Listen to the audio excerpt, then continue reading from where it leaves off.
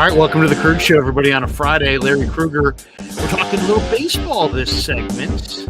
The great Martie Lurie, who joins us from Arizona. Giants on the diamond. That's right, the Giants are back. They had their first workout yesterday. We had Ron Wotus join us yesterday on the show.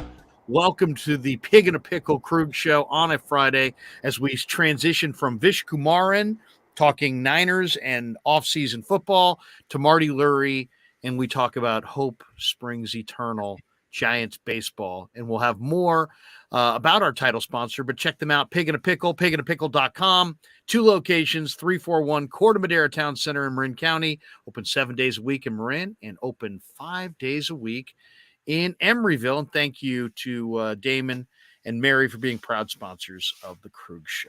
Hey, Marty, how are you, man? Good to see you. Happy New Year. Congratulations, 14,000 subscribers, Pig in a Wow. Pickle. Come on, I was on the very first show or two, and you're doing so well. Congratulations. Thank you very much. Giants, Niner fans says Larry on a Pig and Pickle run. Yeah, seriously. But they'll thank Pig and a Pickle, the title sponsor now of the Krug Show. And a lot of people are really happy in the chat to see you, Marty. And a lot of people have been requesting you throughout the off season. So this is a special day for a lot of the people in my chat. And if you got a question specifically for Marty about the Giants for the 2023 season, put it in the chat. And if I think it's damn good, I'll put it up there. If I think it's bad, I'm going to ignore it and roll right by it. No, I'm just going. I will see it, but I will only put up the best ones. Look at already we're being teased. Sawyer Stewart. Larry, did you hear the Giants signed Carlos Correa? All right, that's not funny. That is not funny. All right, Marty. What an off season for the Giants. I don't even know where to begin. I mean, they talked so much about this off season. The lead up to the off season is really what starts the story. So much speculation. This was going to be the Giants off season, Aaron Judge, and they made a run at Aaron Judge. And, what I said to somebody when he went to New York is like, hey, you know what? I didn't have any real sources. I actually had a couple different sources who told me different things, and I put it out there. But I just don't ever think that you leave when you're the toast of New York City, and he was the toast of New York City. So that didn't surprise me. The Correa thing shocked me, and the Giants have tried to pivot from there, but ultimately it's kind of a weird spot they're in because they've done some nice things, but they've lost some good players, and they also kind of promised to be more younger and more athletic in the middle of the diamond, and it's guaranteed not to be the case. So where are you with the Giants off season? As what we're going to see Cactus League games when they get it going here in a couple of days, right? February 25th is the first game. I'm on at 10 o'clock Pacific. So a week from tomorrow. Yeah, against the Cubs at Sloan Field, and then back to Sundays back to Scottsdale against the Cincinnati Reds, the weakest team in baseball. So, Larry, the off season is just that. It is an off season, and sometimes it works out, sometimes it doesn't. This one did not really work out to our expectations. I thought they did a legitimate job of trying to get Aaron Judge. It was an uphill battle. Who knows what his wife wanted to do in the family in New York, as you say, the toast of the town. That was an uphill battle, but I really think they gave it the best shot they could have. The only thing they could have done differently is offer him $450 million, some crazy figure to try to turn his head, and that wasn't going to happen. The Correa thing turned out to be the perfect storm of everything going wrong, because 350 for a guy, and then all of a sudden doesn't pass the physical, and they don't have time to rework the deal with Boris because he's got the Mets in his back pocket. And once he sensed a little hesitation on the Giants' part, he said, I'll see you later. Wow. And the Giants couldn't control it after that. Then you have the press conference being, publicized, which should not have happened. We all know that. So the thing just turned into an atomic explosion of bad things happening. Then he flunks the Mets, and now can the Giants get back in? At that point, the Twins got in, and who knows what Boris, who knows what Correa thought about the Giants at that point, but it wasn't going to happen. So it was a perfect storm of everything going wrong with Correa. And if it was handled a little differently in the normal course of things, we probably wouldn't be as upset now. But it happened, and you just have to you have to let it go. You have to let it go and just get ready for what we call the mosaic. This is it's coming. Come on, you know it. We've talked to you and I've talked about this for 25 years. It's the baseball season. There is no one listening. There's no one in the world that can tell us what's going to happen. We've got injuries, we've got new players, we've got players having breakthrough seasons, veterans getting hurt, veterans over the hill. It's all going to happen, and we just don't know how it's going to happen. So I look forward to the season. I let the past go. You can't stay in the past with baseball because with the new rule changes and the players they did pick up, and the Dodgers are a little bit weaker. The Padres look like that top of the lineup looks awesome, but they've got starting pitchers. Nick Martinez, come on, is number 4 on that team. So they signed Cole Hamels to a minor league deal. So there's a lot going on with them. Arizona, I'm not ready to anoint them yet with anything. I've seen their young players. I think they're still a ways away. And Colorado is wandering in the desert, or as we say, the mountains. Yeah, I mean, I would say, Giants are definitely better in Colorado. I don't know about everybody else. I really don't. I was impressed by Arizona's young players last year, Corbin Carroll specifically, but the Giants should have more pitching than them. But they've got more youth, they've got more upside. The Giants will be okay if there's not a lot of injuries. If there's a bunch of injuries, especially early, they could be in a real tough spot. One of the things that jumped out to me is that Farhan and Gabe, I guess, spoke to the reporters a couple days ago, and they touched on a bunch of topics. One of them was they consider David Villar the starting third baseman heading into camp. And I thought that was surprising. I thought for sure it would be JD Davis. Maybe they would take a look at Casey Schmidt after a good year in Double-A. Colton Welker, who's a pretty good prospect with the Rockies for a number of years, is in this camp. And I thought those guys might jump to the lead, and VR would be used as kind of a super utility, but they're giving VR the chance to step in for Longoria at third. Do you think he'll establish himself, Marty, as the everyday third baseman? I know we haven't even seen one Cactus League swing, but what's your thought on third base? Because that one seems to be a little bit, I don't want to say wide open, but there's no established starter there. No, well, he's the only real third baseman they have. I mean, J.D. Davis is not known for his glove. They got Wilmer, I guess, too. At first base, where he can pick it a little bit. Who else? There's no one else to put there. David Villar actually is a third baseman, and he was the PCL MVP for whatever that's worth. He had a very good September, and, we always don't fall in love in September, but he did have a good September. So Casey Schmidt is still a prospect. He's got to show that he can do it at Double-A and Triple-A effectively. And the other fellow you name is, another journeyman player, Donovan Walton. Throw him in there, those kind of names. Yeah. But VR actually is a third baseman, and he hit over 30 home runs last year. So why not? He has the job in his hands, and let's see what he can do with it. So I think that's actually one spot that I think at least they have somebody who's played before, as opposed to just trying to fit guys into those roles. And because we've got to talk about first base, that's another story. Yeah, now this is the one that's just so baffling to me. They let Brandon Belt go, but they don't have a young established first baseman in the system. I guess if you're saying JD Davis isn't going to play third, if he's going to play at all, he's going to play at first. So he's at first. Wilmer against lefties can play a little first. Heck, I think VR could probably play a little first.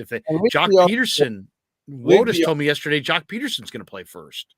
All right, let's talk about that. All right, first of all, leave VR third. Don't move him on third. Don't move him to second when Estrada's got to go to short to back up Crawford. Let this guy play third. If you want to have a better defense, leave him there. Don't move him down. That's his position. All right. First base becomes an issue. Number one, there's no shift anymore, so you don't have an extra infielder to help the first baseman. You got to cover some ground. You got Lamont Wade, who's never really played first. You got Flores, who can't really move. And then you go to Jock Peterson, who I will tell you, I watched today. They hit him, 200 ground balls at first base. He's in better shape. You Yeah, don't he's want in better shape for sure. you don't want to see him in the outfield. That we do not want to see. But I tell you this, Larry, I swear to you, the guy has hands. He's got hands. And they're like sort of like those wide receiver hands that you love. I mean, the ball goes in the glove, the hands move quickly. Now, can he play at a major league speed? You want him at first base of the eighth inning trying to dig one out? No. Not necessarily, but he was better than I thought. So he's a DH. If they get in a jam in the 13th inning and they need a first baseman, I think you can put him in there. But they're working him hard at first base. They are. So I'd say it's Wade and Flores. Those are your first basemen. I don't get the fascination with Wade. He hit 207 last year. What do they see in Wade? Because I don't see it. Good bat speed, big bat speed. He was hurt a good part of last year. The knee never really responded. He lost the whole year.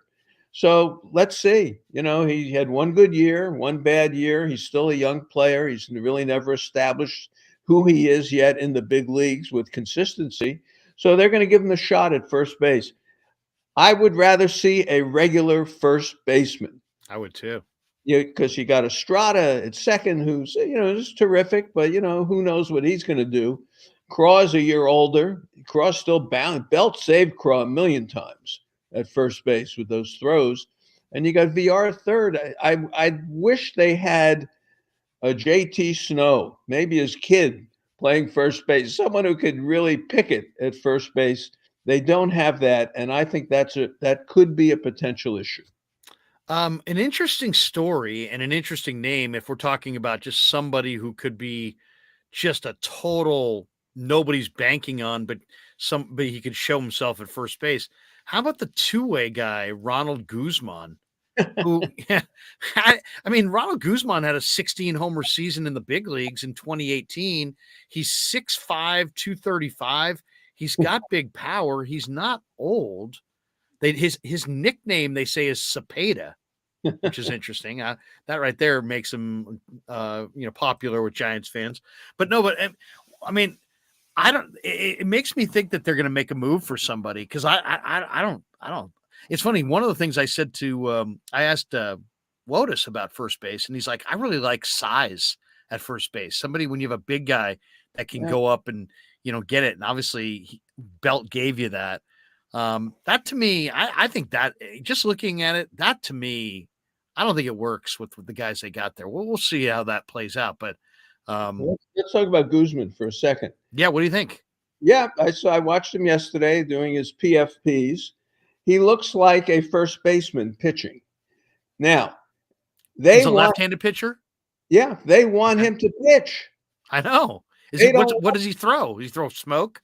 Who knows? Well, they say yes. He's got above average fastball. He's got good break on the breaking pitch, but he's pitched one inning in his whole life for one game. So this is a major project, but they like him and they're going to give him a shot to pitch, not to hit.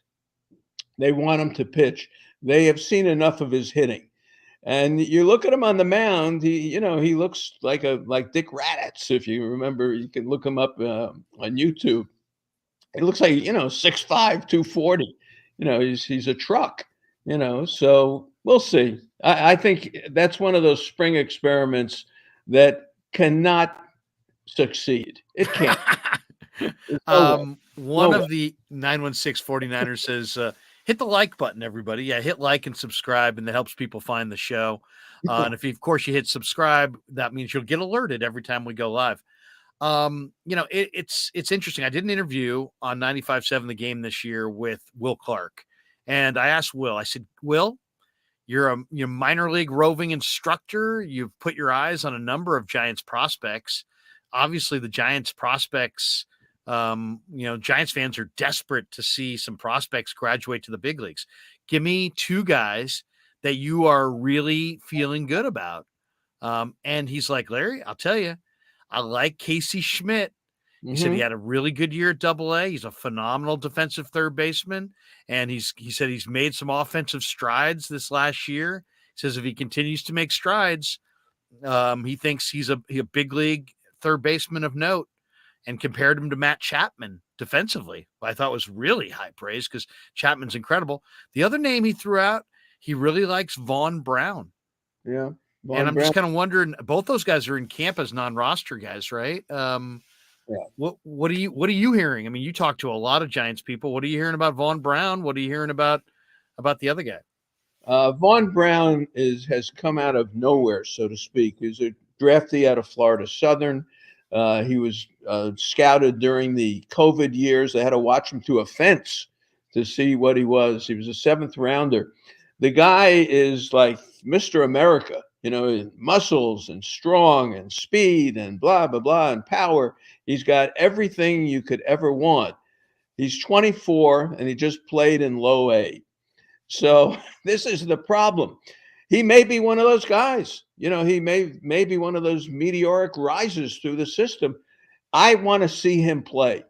This is exactly the kind of minor league you say, okay, if he was 21, we'd be going nuts. So let's see what he can do. He had a great year last year. He's in great shape, and I want to see him play. Casey Schmidt, I've never seen play. I've never seen him take a grounder. I've never seen him do anything. So to be determined. Let's see what happens. But everyone says he is on the way up. Everyone says it. So I would say those two are interesting. But the guy is the lefty from De La Salle, and that's Kyle Harrison. Yeah, we'll get to Harrison in a second, but and lots of people here in the East Bay are very eager to see Harrison, and who knows, maybe he comes out of nowhere and wins 15 games this year. He'll be phenomenal if he made that Like kind of breakthrough. He's got that kind of stuff. 8 in Sacramento, 7 with the Giants. Is that what you mean? Well, I mean, who knows? I mean, there's always a script, and then the games start, and as you say, the mosaic. But it's like just because you got it penciled in one way in a sport where some years the guy hits 330, the next year he comes back and hits 240. Some years you win 15 games, the next year you can't get anybody out. You don't know who's gonna have had a great off season and is ready to launch, and who's, you know, hate to say it, but there will be some guys who they'll show up and you'll realize in watching them in the Cactus League or April that they're done. They're just done. It's kind Yeah. of a cruel sport that way. But I got to ask you about Izon Diaz because, Mhm. a couple times last year, I'm watching Saturday night television broadcast. Giants played in the afternoon, Saturday night in the summer. JT Snow was doing a bunch of AAA games from Sacramento on the WB, and I'd caught a few of them. And I'm watching this Izon Diaz, and I like him. And I think in some ways he is perfectly made to hit at Oracle Park because he can hit the ball on a line with authority into that 420 gap. I mean, that 420 gap is almost like that's his gap. That's where he hits the ball. And I'm really eager to see him. Wotus had some good things to say about him. What do you think about Izon Diaz? Is there and where's his? He's second base maybe at some point?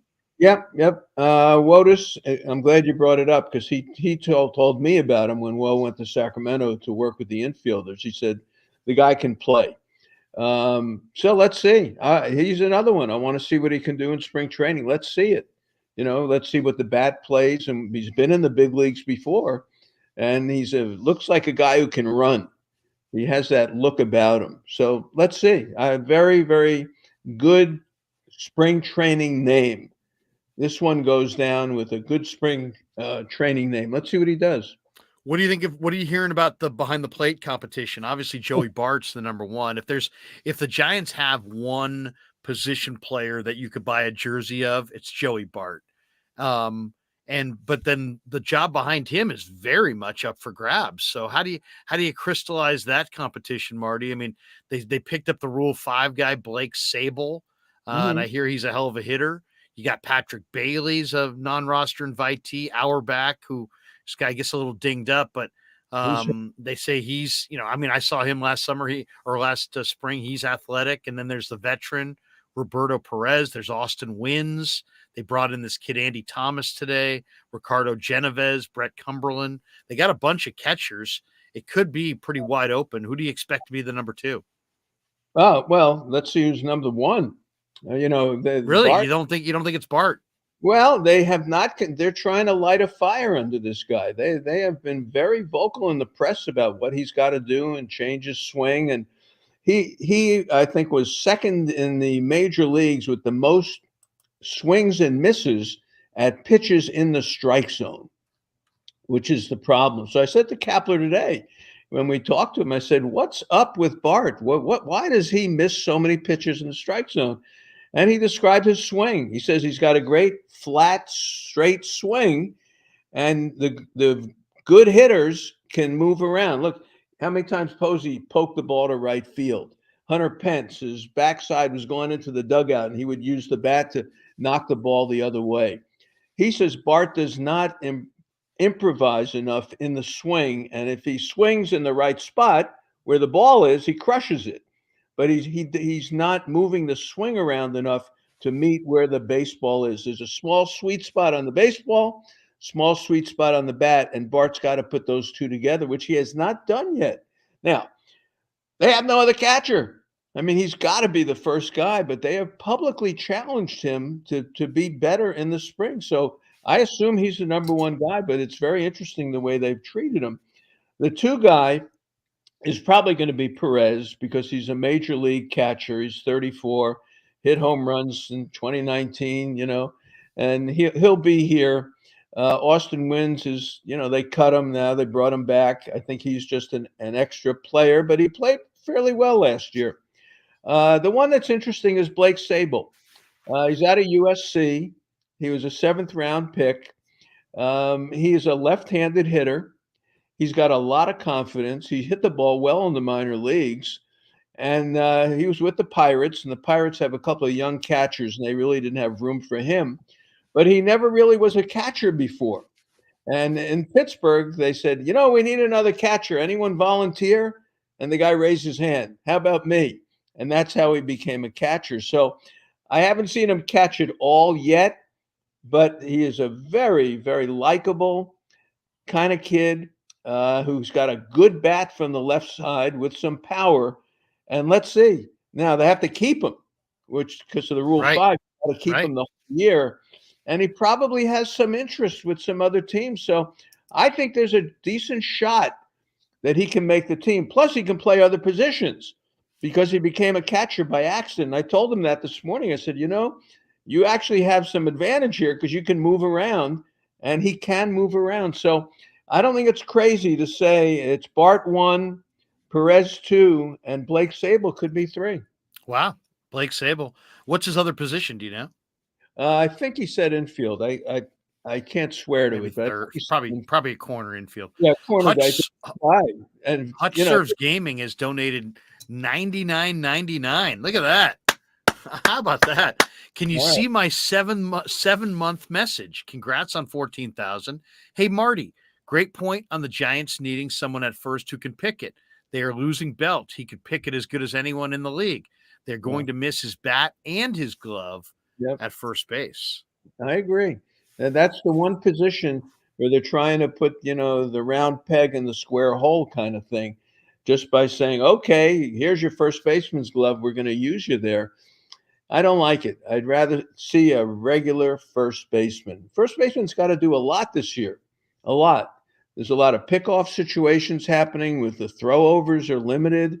He's got to cover ground, especially if they shade the second baseman up the middle, which they're going to have to do. There's no more shift, so you're going to have to tighten the middle up that way. First baseman's got to have some ability, and they don't really have a legit first baseman. Dan Cochimilio, our good friend, says Gabe says Gabe says the catcher is an open competition. Bart not even promised a spot on the roster. Danny, I did drop a little invite in the invite to you, so if you want to jump in, feel free to jump in with us. Sawyer Stewart says Bart is very hit and miss. Yeah, there's no question. But I mean, he's got unbelievable power. It's He's just the one guy in that catching group that could pop you 30 bombs yeah, if he could get into a good, I saw improvement last year. He's clearly still an improving player. yeah. The question is, how much better can he get? How consistent can he be? That's really the question. Well, that's the Um, thing about the major leagues that you talked about, guys who have 1 year and another year. The best teams have consistent players. When the Dodgers had Justin Turner, you knew what you were going to get. Freddie Freeman, you know what you're going to get. If you're going to Machado, you know what you're going to get. Tatis, I think you know what you're going to get.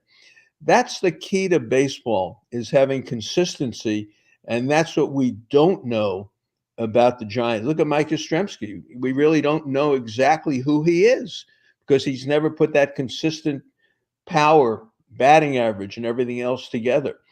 Haniger, we haven't talked about the outfield yet. I've got yeah, some we'll get to the opinions. outfield. Yeah, so we'll see. You want to be consistent, and for Bart, I agree with you. The power is. I said it to Kapler today. I said when this guy connects, it's trouble.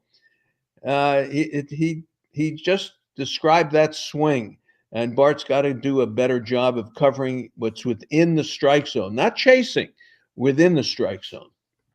Danny's going to be in Arizona this week. He says he'll be in camp on Monday, and he'll have some interviews to bring Cool. to the show. So way to go, Dan! That's I can't wait for that. And we'll be down in Arizona later in March as well this year. Looking Oh yeah, forward to that. Coming good. down, yeah, coming down for a few days. Yeah, beautiful. Um, you know, the outfield. Let's talk about the outfield for a second. So there's Conforto, who didn't play last year. You got Luis Gonzalez, who looks at times pretty good. Haniger, a couple years ago, hit close to 40 bombs. Luis Matos, Jock Peterson, Elliot Ramos, Austin Slater, Wade, Yaz. Yaz has hit 220 the last couple of years. And then there's some non-roster invitees that are kind of interesting, most notably Stephen Piscotty. That's an interesting name to me because I think Piscotty can still play. I know he's had a couple of years where his numbers have been down, but he's got right-handed power and he's not old. And then we mentioned Vaughn Brown before. What do you think of the outfield, Marty? I mean, is the outfield defense last year was atrocious, Yeah. especially in left field. It burned the Giants time and time again. I can remember the play at Dodger Stadium with Yermin Mercedes on a national TV game where he's playing left field in a key situation. Darren Ruff was atrocious in left field as a defensive player last year. Left field was really bad, and it hurt him. And outfield defense is really underrated. What do you think of the new remade outfield, and what do you think of the new additions? Yeah, I think last year the other thing was they wouldn't even hit the cutoff man. I mean, it was just bad defensive play all around. Bad fundamentals, yeah.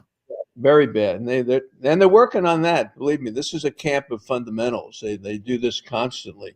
All right, Michael Conforto. I love him. He's a New Yorker. He already calls me the Godfather. I like it. This guy can.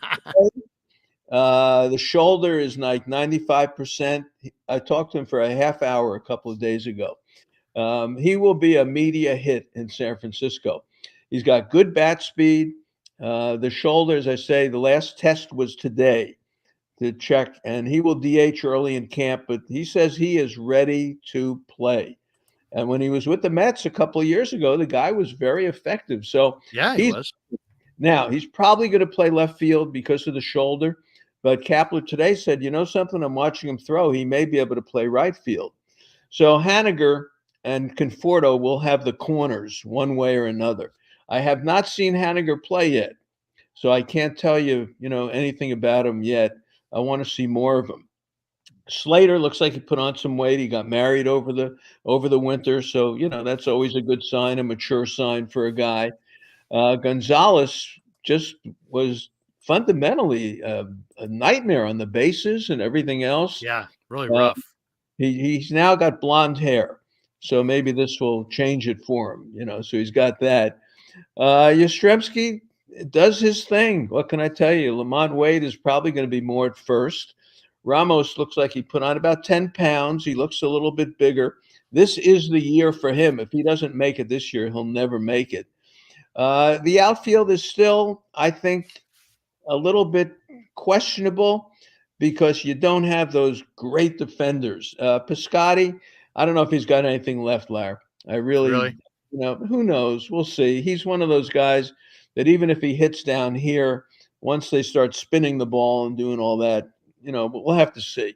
But at least he has a name. But they don't have the Kiermaiers of the world, the guys who can go get it. And that's what I think they're missing. But, Slater, Yastrzemski, Haniger, Conforto, Gonzalez, that crowd, I think out of that crowd, there's no Peterson anymore. There's no Mercedes and, that kind of stuff. So it'll be better. But I'm very, very interested to see if Conforto is the real deal.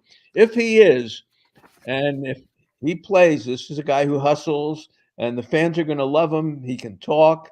The media here, it's a little different than New York, let's face it. Right. And he's having fun. He's having fun. I like him. Have the Giants done enough to improve their D, do you think, from last year? Do you think there's still improvements coming? Do you think this is, I mean, how fluid do you think Farhan and Gabe view this roster? Do you think it seems like Farhan's just never done making moves. He's just constantly making moves. What do you think? I mean, do you think, how settled is this group? How many moves do you think he makes in the month of March? Yeah, I think they're talking about Zach Britton, the lefty. Yeah, I was going to ask you about that as well. The Giants are one of the he worked out for 6 teams today. And the Giants, according to Ken Rosenthal, Angels, Giants, Dodgers, Cubs, Rangers, Mets, all looking at him. This guy was an all-star closer not that long ago. Come on, if Buck Showalter didn't save him for the next March, the Orioles probably would have won a playoff game. That's Buck never brought him in. That was the big deal with Zach Britton. But I think the pitching staff is pretty well set, but I'm sure they want to add some lefty help in the bullpen. You got Rogers' brother, you've got Alexander, and where are you really with lefties in the pen? So I think Britton is a possibility. I think they're still going to tinker, perhaps around first and third. That may be a spot they can do it. They need something up the middle. Crawford, look, as much as we love Crawford, he's 35. He has to rest. Estrada has to go to short, then who plays second? So I think there's still room to improve in the middle, in the infield depth. The outfield depth isn't too bad, but I'd love to see just one guy who you could put out there and say, boy, the ball's hit the right center, and it's a can of corn. It's a piece of cake. He's going to catch it. So I think there's still some room to maneuver a little bit in the outfield. But I'd say the team on the field, they think they're better defensively.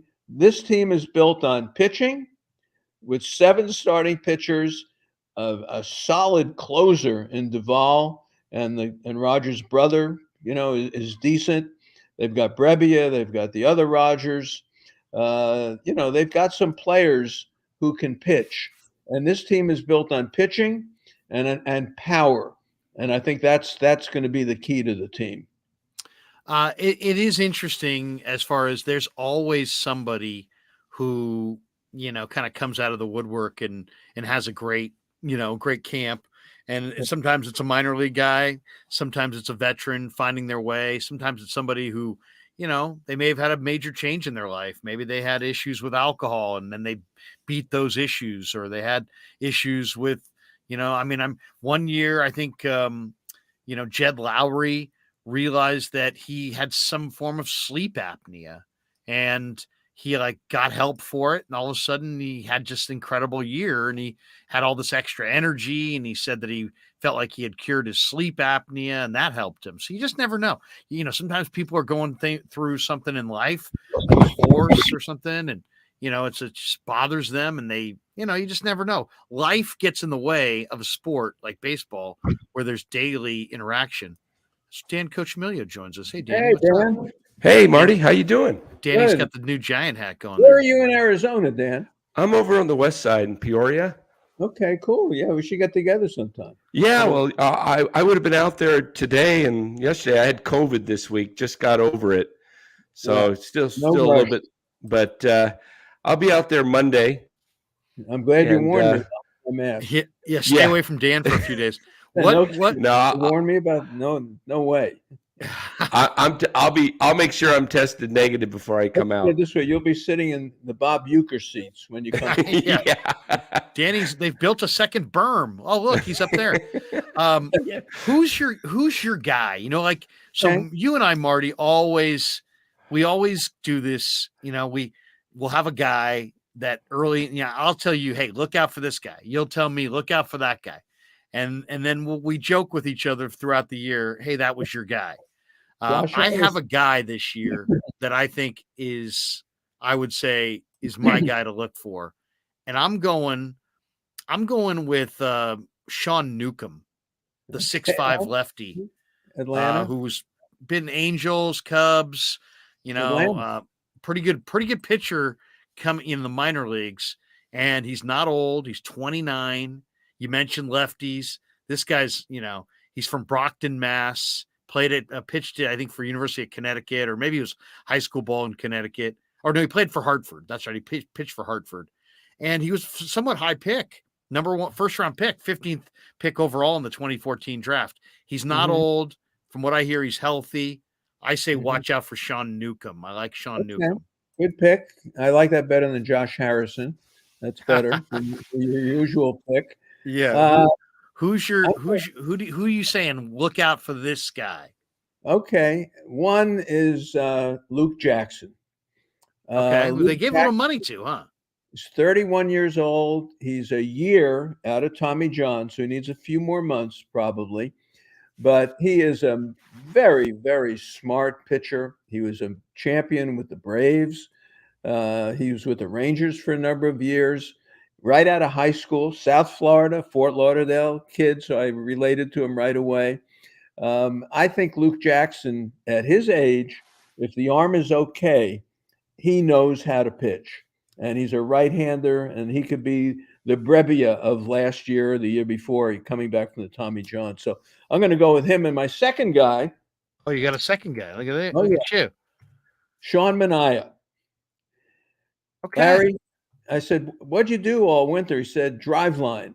So I figured, well, he went to Driveline for, a weekend. He spent the whole winter at Driveline, Really? except for 2 weeks when he went to Antarctica. And I said, you see any penguins? And he said, that's all they got are penguins. So Sean Manaea has worked on the changeup, worked on the velocity, and he got hammered on the changeup because on the curve, whatever his off-speed pitch was not working. This guy spent the whole winter at Driveline. Wow. That's a good little nugget. Yeah. So that's my guy, Sean Manaea. If he doesn't put it together, there's something wrong. Danny, you got one?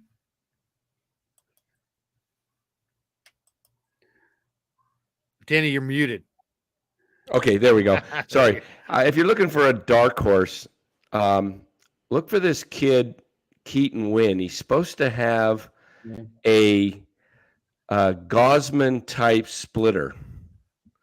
And if he can have control, he's got a pretty good fastball, they say. So I don't think he makes it to, out of camp in the 26th, but you'll see him at some point in the season.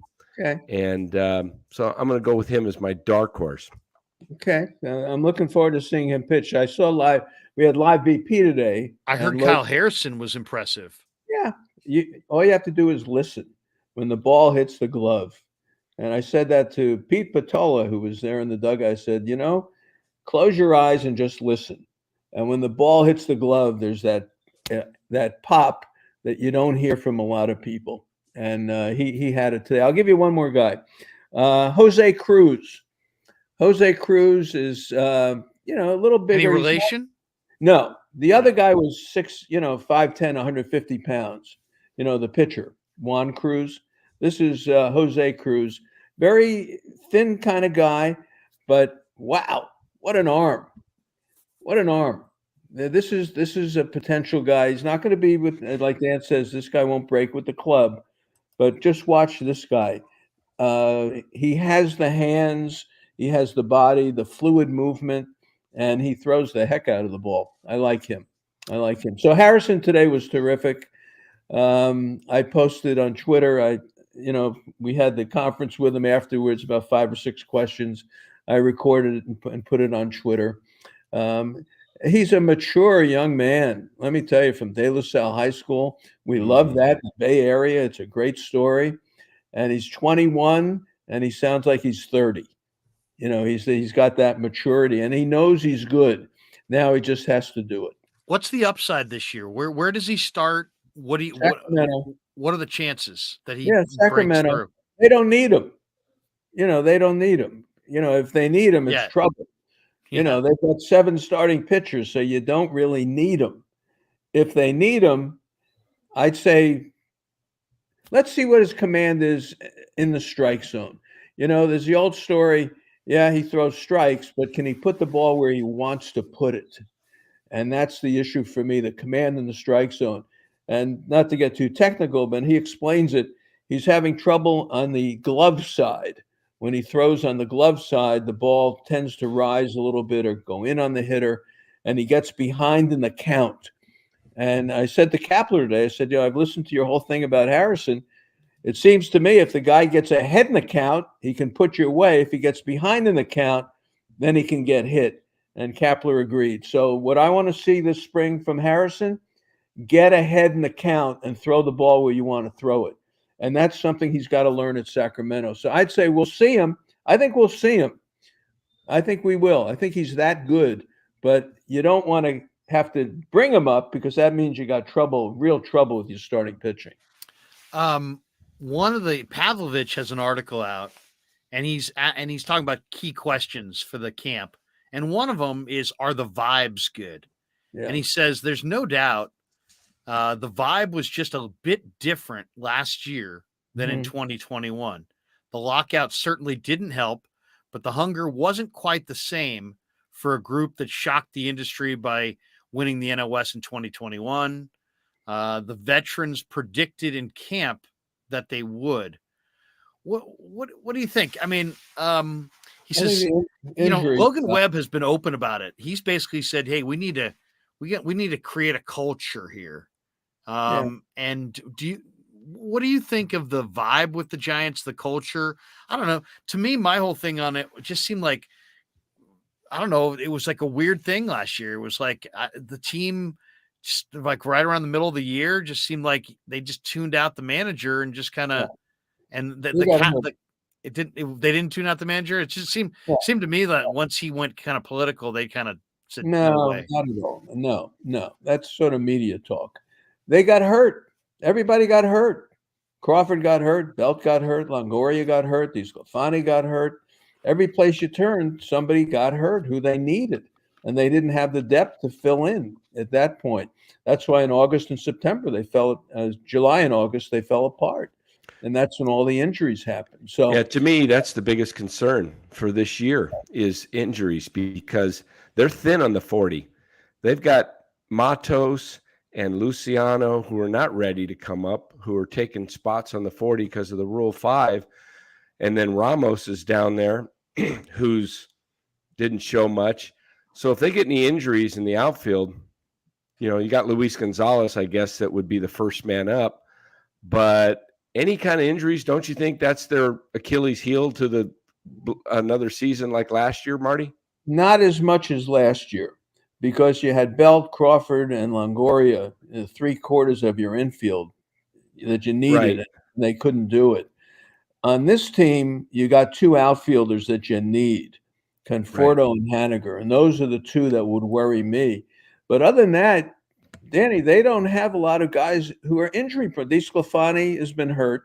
Okay, that's one. He looks like he's moving very nicely now, but everyone does that in spring. And the rest of the roster, where are the injury-prone players? I'm saying I wouldn't worry as much about injuries this year as I did. I'm talking about more of the outfield because of Conforto and Haniger with their histories. Yeah, the 2 of them, absolutely. You lose those 2.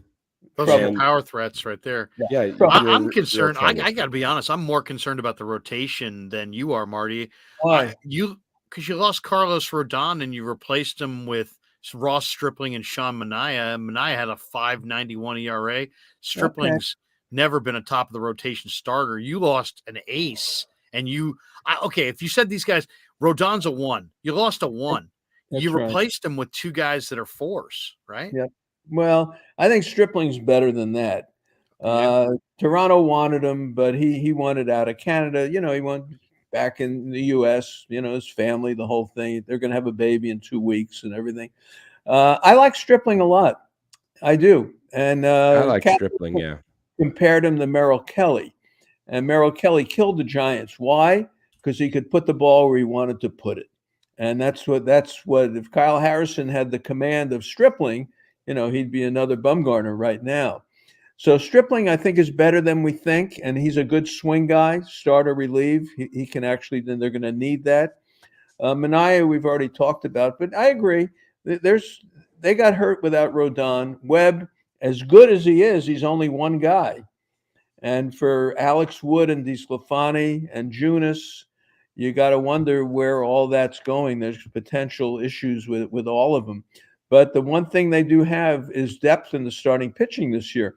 Last year, the starting pitchers went down. They had nobody. They had to start with the openers right away. So they're a little bit better. But I agree. Starting pitching is without Rodon. You had Webb and Rodon. You could go into any series at 1 and 2, and you could compete. Now it's not quite as easy. Yeah, I was actually looking at their rotation. I don't know how it's going to pan out, but I'm guessing my 5 order. I think they'll go with Webb, then Cobb, then Manaea, Stripling, and Wood. I think they'll balance the lefties, kind of split them up. And then I could also see them doing some games where Wood and DeSclafani take the whole game 5 and 4 and give the bullpen a day off. Stripling could probably do that if they, as I said, how do you relieve and start? Because he did a lot of it. He says, look, I'm okay. If you tell me I'm a reliever, my mindset is relieving. If you tell me a starter, I'm going to make sure I'm a starter. So I like that flexibility with him, but I agree with you. They could piggyback a couple of people here. Cobb was terrific. They couldn't field the ball behind him, and he got frustrated. He showed it on the mound. So hopefully he could Marty, be. Is that a concern to you, the defense, that they didn't? I know Crawford's healthier, but he is a year older. And Estrada didn't perform great on paper.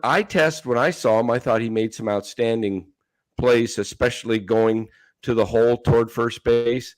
But that team up the middle with no shift, it's not the ideal defense. And they built their team around pitching that gives up the least home runs in baseball. So they're putting the ball in play, a lot of on the ground, and they did nothing to really – they didn't even bring in a solid backup shortstop. It's going to be Estrada. So it's all on Crawford and Estrada. Do you think that's – are they just hoping this year's better than last year because they didn't make any changes and last year was horrible? They're working on it. First base is still a work in progress, I think. Third, we talked about VR is over there. J.D. Davis, work in progress. Crawford, terrific, but 35. Estrada metrically did not shine. Larry brought up Diaz. I think he's got a shot at being the backup. I think in this month of March and spring, February and March, they will get in some depth in the infield. I think they have to. I wouldn't be surprised. There's still a couple of unsigned free agents. About it. Where they got all their metrics and all this, mumbo jumbo that they talk about all the time. But you still have to have the player. I don't care what you do defensively, how many ground balls you hit them, or what you do, what the data tells you.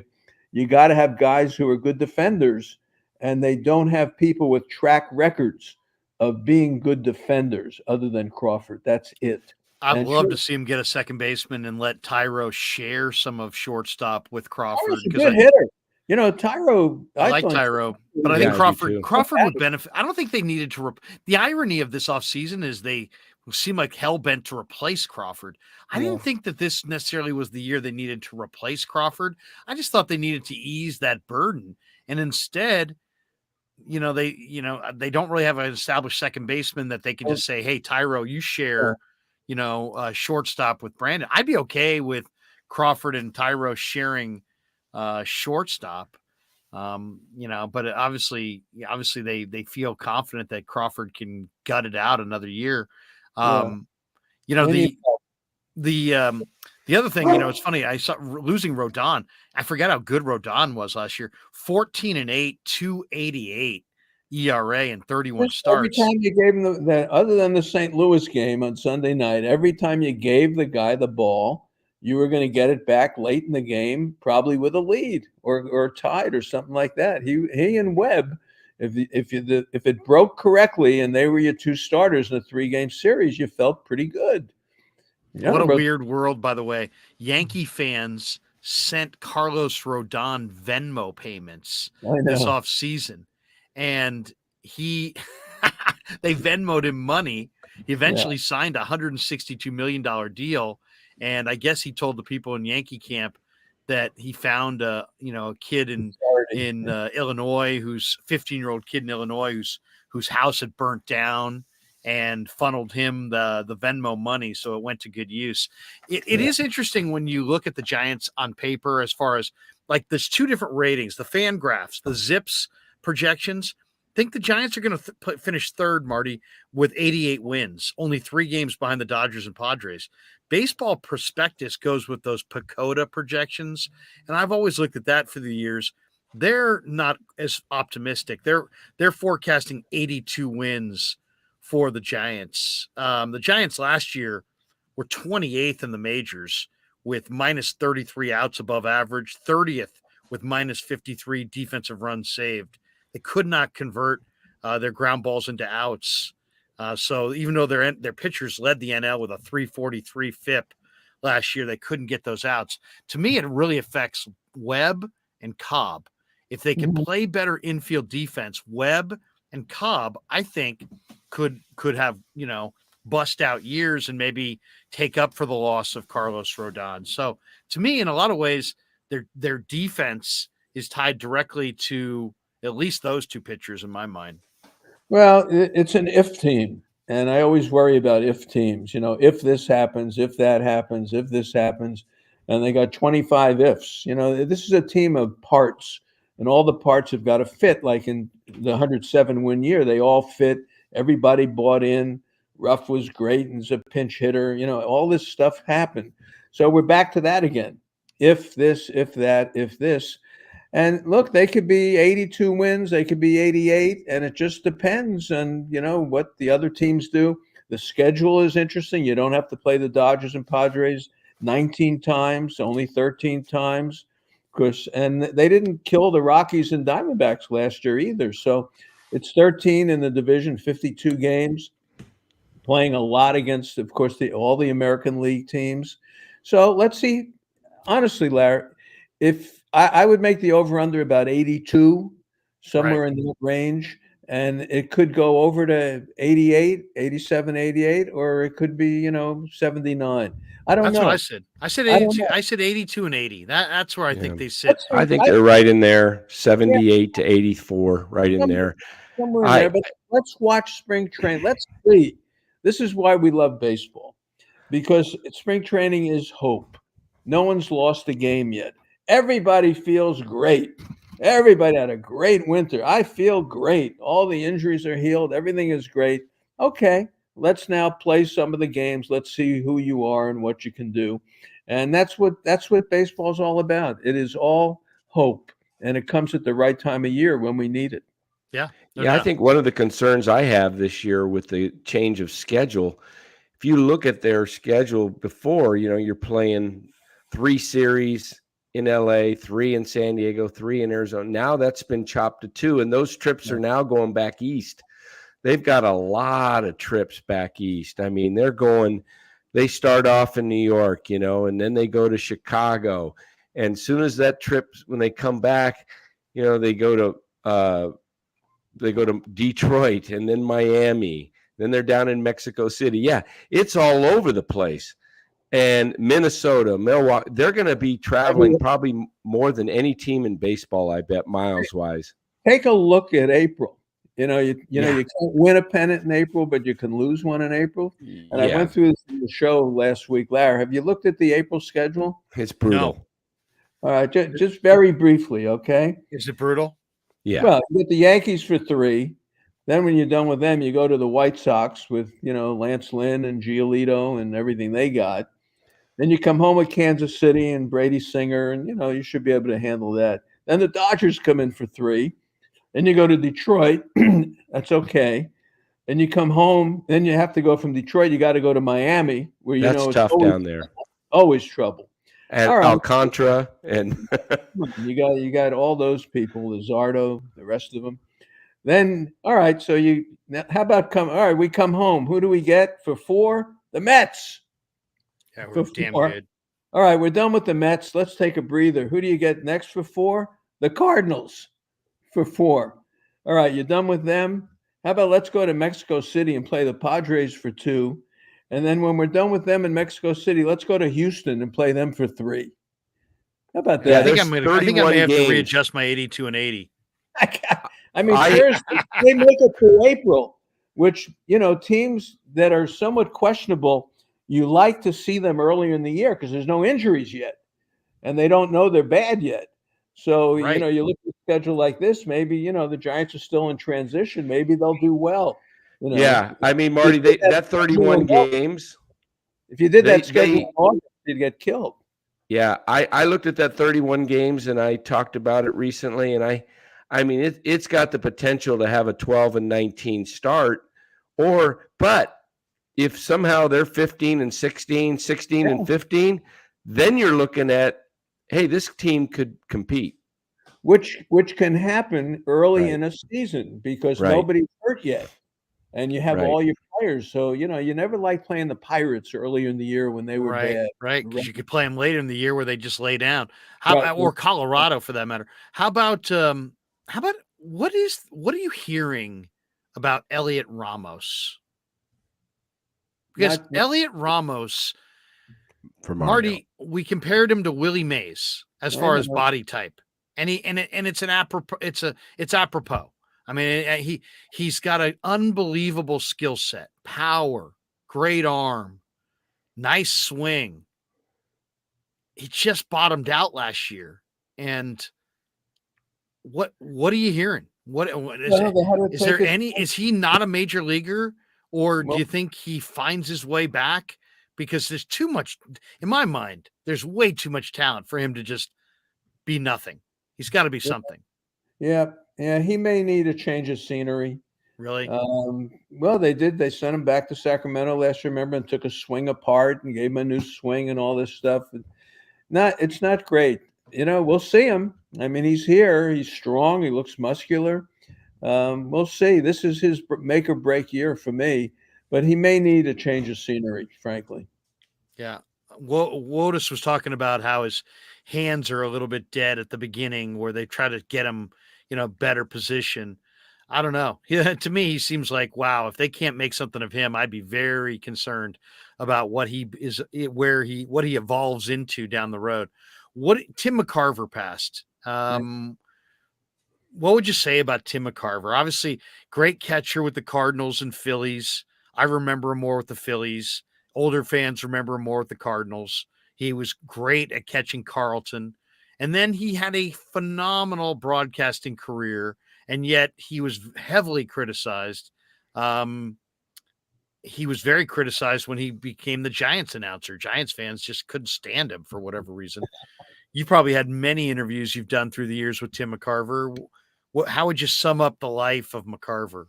Yeah, definitely. The baseball life, that is. Yeah, a major part of the story of baseball from the time he came up. He played in 4 decades. And when he first came up, he and Ray Sadecki, remember Ray Sadecki, they formed the youngest battery. Youngest battery in baseball history. I'm not sure if they still have that record. But in the 64 World Series, had a big home run to win Game 5. Obviously caught Gibson, and he and Gibson got along extremely well. He caught Carlton in Philadelphia. So he made his mark as a player over all those years, 4-decade player. But he really is remembered, I think, by most people today as a baseball analyst. And I'm not sure, he may have been the first guy really to break the game down as an analyst. You had different people, as the color guys, so to speak, Tony Kubek, the Pee Wee Reeses of the world, in the game of the week kind of people. But McCarver took it to another level. He was compared almost, how Tony Romo, when he broke in, when everyone liked him, he could tell you exactly what was going to happen. McCarver was kind of like that for baseball. And I don't know why he didn't get on with the Giant fans. I'm not sure exactly why, maybe not humble enough. What can I say? But he certainly made his mark in New York and nationally. And he was a big deal, a big deal. It's when you look back on his career as a player, all the things he did with the major pitchers and championships, but his real mark is a baseball analyst, and he was a Ford Frick Award winner. So yeah, Tim McCarver, you can't write the baseball story from 1959 to 2008 or 9 without Tim McCarver being in there. Glass half full guy makes a donation. He says, what kind of package would it take to get Corbin Burns? There was a story that came out in the last 24 hours that, Corbin Burns was not pleased with how the arbitration hearing went with the Brewers. He's due to be a free agent at the end of the year. He lost his case. The Brewers offered $10.01 million. He countered with 10.75. Isn't it amazing that teams allow themselves to get, in an industry that's worth billions, and you've got your ace pitcher, and you're going to blow up the relationship based on less than $1 million? But it sounds like he's bitter. I'll tell you, there's very few pitchers I'd want to trade for. He's one of them. Yep. I would absolutely want to trade for him. He went to St. Mary's. He's a local guy. I don't want to trade Harrison, but I would make some nice offer of multiple arms for that player and be willing to sign him long term. And maybe that might be the route to start going with the Giants, Marty, is start to target guys who you think would sign here long term. Burns, obviously being a Bay Area guy, probably would. Maybe and God knows he's good. I mean, he's a hell of a pitcher. What do you think of making a big play for Corbin Burns, or is that this team's not ready for that because they don't have enough other pieces? No, I think it's the right moment for Corbin Burns. They need an established name, and the Brewers are redoing it. And the Brewers, in that Central, it's the Cardinals, and the Brewers I think you're putting them almost in there with the Cubs right now. So I think the Brewers are open to things. I agree with you. I can't believe they couldn't settle it. These things usually you meet halfway. Why would you do that to your guy? He strikes out 250 and walks 50 and takes the ball every fourth, fifth day, whatever it is. I mean, how cheap are they? They're really worried about $700,000 that much with their ace. Well, really? they unloaded a few people. They did it with Hader because they didn't want to pay him. The smart teams never go through arbitration. The Giants have had a history of not taking players to arbitration because it's like a divorce. It's a divorce proceeding. Like you're basically saying, Judge, this guy's not any good, and what we think he should be, he's not worth what he's asking, and you got to prove. So they're basically said, the Brewers, that Burns is the reason they didn't make the playoffs. What do you think about guys? What do you think about Reese Hoskins? I love him. He went to Sac State. He went to Jesuit. Right-handed power hitter. He would love. You think he's available? Well, he's going to be a free agent. I think this is his last year in Philly. Yeah, I would absolutely go for him. Well, my point is this: you want to bring people in who like it here, and if you start bringing people in from Northern California who are free agents, you got a real good chance. Like Judge, you were just up against Broadway with Judge, and that was a tough sell. But Rowdy Tellez, Reese Hoskins, people like that, these are good players. And Corbin Burns is another one. You can find players out there who could be free agents who can help you. This team needs homegrown players. They need Casey Schmidt. They need Vaughn Brown. they need Kyle Harrison. You have to have a farm system that produces people. You got to have it. But then you can add people like this from Northern California. It's not out of the question. They can actually make that happen. Oh, yeah. One of the things as I look at this year, it's a critical year for the minor leagues, because if you get real bounce back years from Luciano and Matos, Schmidt continues his upward trend, Von Brown does the same, Bailey starts to pick it up, Bednar picks it up, Hunter Bishop, all high draft picks. If those guys start to produce, you can foresee a trade pretty easily this year, because if you look at third base, they've got VR, but they say Casey Schmidt's the third baseman of the future. Well, Luciano's also, in my opinion, going to be either third base or a corner outfield. I don't see shortstop with a bad back the place to keep him. They're going to have some, VR's got to have a good year. If VR produces, has a good year, and Schmidt's having a good year, you might be able to say, okay, let's package Will Bednar and David VR, because we believe Schmidt's the future at third, and we can get Corbin Burns and another pitcher, something like that. You throw a couple of pitchers Milwaukee's way. You got to up the profile, Dan. Of I don't know, not in a walk year, in a year where he's going to be a free agent. I don't think you have to pay as much.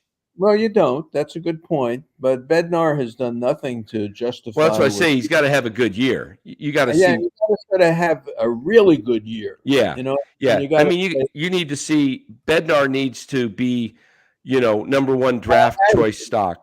He needs to be Kyle Harrison. Right. With kind of excitement, at least. Yeah. With a little bit of a That's why profile. these guys, it's a big year for the minor leagues, because what I'm seeing, if they have another year like they did last year in the minor leagues, you could foresee there are going to be changes, whether it's regime changes at the top or definitely in the minor leagues. You can't have your top picks not producing year after year after year. General manager Pete Patella is a minor league expert with Houston. He's the player development guy. And I did talk with him today. I said, "What do you do differently?" And he gave me. I don't know what he said. He gave me, you say it's 15 different things about needs. It was detailed. Yeah, strengths and needs and blah blah blah. Okay. So whatever. They hone in on the player and try to make the player better for who the player is and the strengths and all that kind of stuff. But he's on it. He's on it. This is why he's here. Player development. So let's see what happens. Couple last ones for Marty. Marty, we appreciate you giving us so much time, but I got two more questions for you. Maybe Danny has one as well. Give me the team that you really love their off season. And if you want to think about it for a second, I'm going to give you mine, if I can, first. I love what the Cubs did. I love Dansby Swanson at 7 years, $177 million. Of all the starting pitching, I really like Jamison Talion. I love taking the 1 year flyer on Cody Bellinger. I love getting Eric Hosmer for the minimum.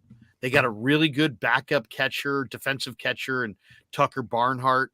Today, the Cubbies added again. They added Edwin Rios. And I really like Edwin Rios. He's got big time power. He's not old. So to me, if there's one team, Drew Smiley was added to this mix by the Cubbies. They got good decent pitching. Steele is a good pitcher. Anderson. Yeah, I like the Cubs off season. They're the kind of team that I like what they did. Is there a team that you look at their off season and you kind of think, man, I really like what that team did this year? Well, I guess maybe it's Toronto. And, for whatever little pieces they added, Toronto for me is still, they did get Belt and they still have Chris Bassett. There's a decent pitcher. They got Berrios, Manoah. They've got Gausman in there. They've got Romano. And then they got the big hitters. I think they've filled some pieces in.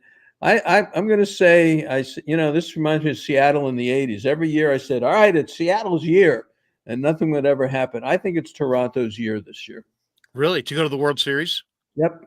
I think they're going to. Wow. I'm not Marty, gonna, you've They do have been a lot of I'm going talent. to get locked in now, but I like Toronto last year, and I just think these guys are a year older. The kids, and boy, they just hammer the ball. They hammer it. The last one I have for you. I think Marty's been living in my brain because I love the Blue Jays. Do you? Oh yeah. I told people if There's room in there's there. a I think I hear it, there's yeah, room in that. there's a if there's a lot betting lines props, take Brandon Belt this year to hit 25 plus home runs. The Blue Jays moved right center field in from 385 to 369. They moved the wall up a little higher, but Belt, that's his area. Left, right center field. 369. He played in the park for 420. He's just got to play. That's the Yeah. deal. Part of life is showing up, and Right. that's the issue, is showing up. But the Yeah, other if thing, he's the healthy Orioles, though. the Orioles have a lot of good young players. Yeah, they do. I mean, major young players. It's Adley Rushman. He could be an MVP, and it's his second year in the big leagues. That division. How would you like to be in that division? Oh, I And know. have to deal with that all the time. By the way, we're always talking about big names with acquisitions. But as you know, baseball is so much about the little moves, and they do add up and they do matter. I'll give you one little move, Marty, that would intrigue me. And it's the Giants don't have a lot of speed. And I'm looking at the game and I'm thinking the changes to the game. And I was looking at a list the other day. They had an article on MLB.com about, the players that could get moved on each team. And one of the names that came up is a guy that I really like and I think would be a nice fit for the Giants because he could be a 25th man. And it's Jorge Mateo, who they're trying to move. He doesn't hit. And he plays short, he plays second, he plays outfield, right? But he doesn't hit, right? He's never hit. Yeah. But the guy can flat out run. I mean, he's one of the greatest runners in the league today. And he does play shortstop, and he is right-handed.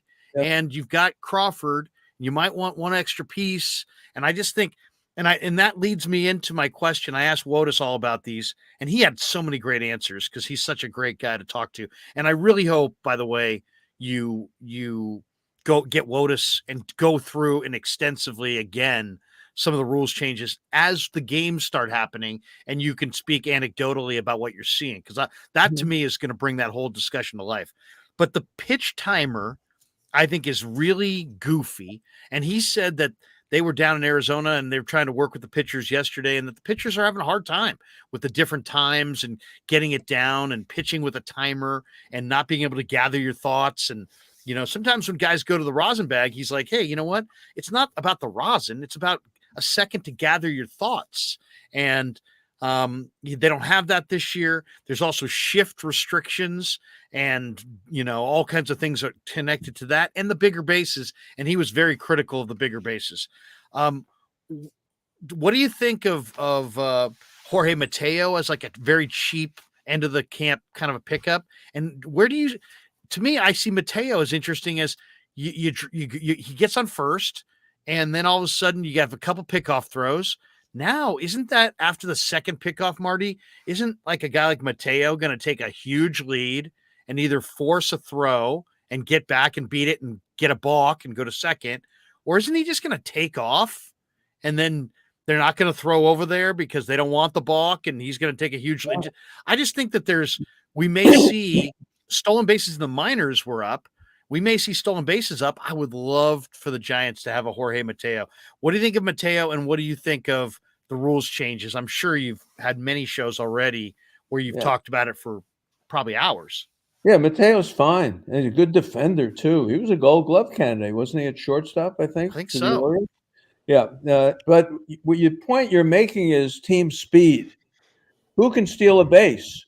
Right. Art, Estrada, Slater, that's basically your team speed. So, yeah, with the rule changes, especially with the way you described it, you want to have more team speed and you want to take advantage of it. So I think that's a big issue. But yeah, all these rule change they're going to be used from day one in spring training, from day one. So let's see what it looks like. It's going to be Yeah, I fun. heard Yeah, it's going to be Tim fun. Kurchian talking about the rule changes today on the game. He mentioned on 95.7 the game. He said what he's hearing from players is they don't mind the rule changes, but why do they do them all at once? Because the time clock with the bags changes and the throwovers and the shift, and it's all so much to thrown in the pitch clock at one point. And they think that it's going to be a big problem possibly in the first month with some box. Yeah. Yeah. That's Nick, what happened in 1988. Yeah. I think they have of the 15 highest balks for a season, 13 of them were in 1988, Yeah. and 13 of them had the highest total by May.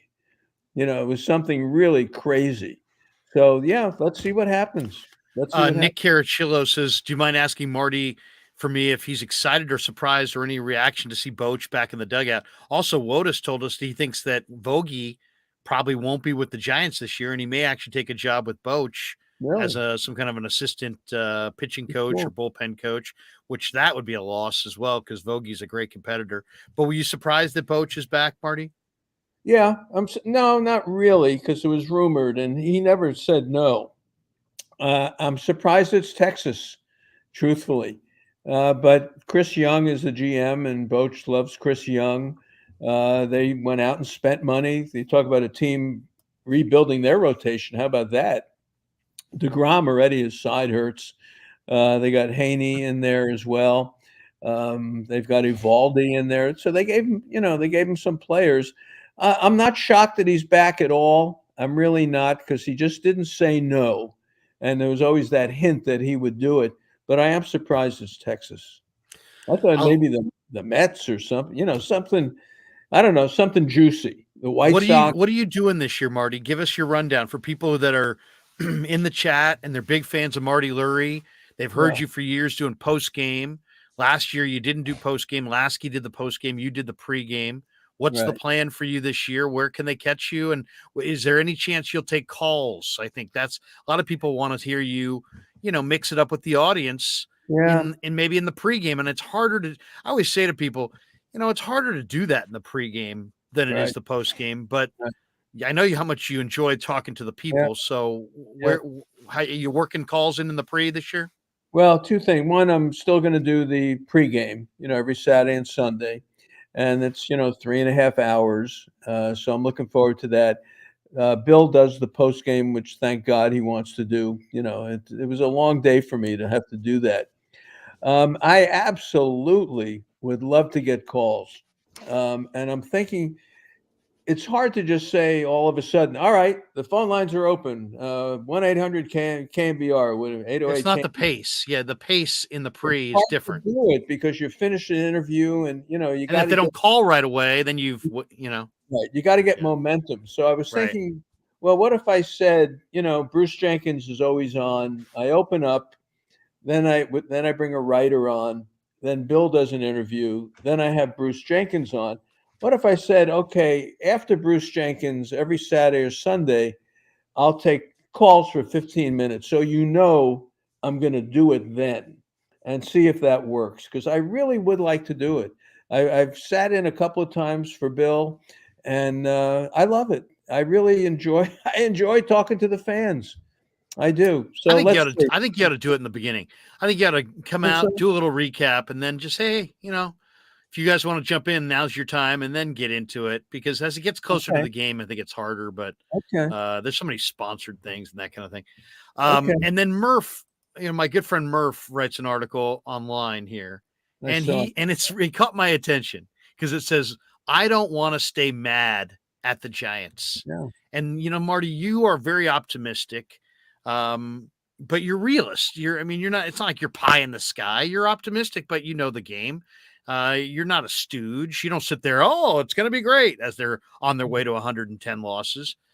But what would you say to the fan who isn't happy, who doesn't like the moves, who doesn't like the offseason and isn't optimistic that they're going to win games. You're looking at Danny right here. Danny's a season ticket holder that didn't re-up because he's not happy. And looking at some of the pictures from the fest, it seemed low attended. Now the rain was falling. That had a big thing to do with it, I'm sure. But what would you say, without just stick with it? What would you say to the fan who loves you, loves the club, isn't switching their allegiances? They're Giants fans, but they're like kind of want to speak with their wallet, and they're mad and they're not happy the way this offseason went. What would you say to kind of, I don't know, not light a fire under them, but bring them back or inspire them or maybe nudge them a little bit? What would you say to the person if you took a call from somebody who was like super pissed? Like, obviously life's too short to be pissed about baseball, but at the same time, what's your vibe? Because I'm sure you talk to people at the park who want to hear you kind of console them, but they're also kind of frustrated with where the team's at. Well, we love the game. That's the story. And we love the season. We love the journey. We love the cattle drive. We love the mosaic. We love the day-to-day drama of baseball.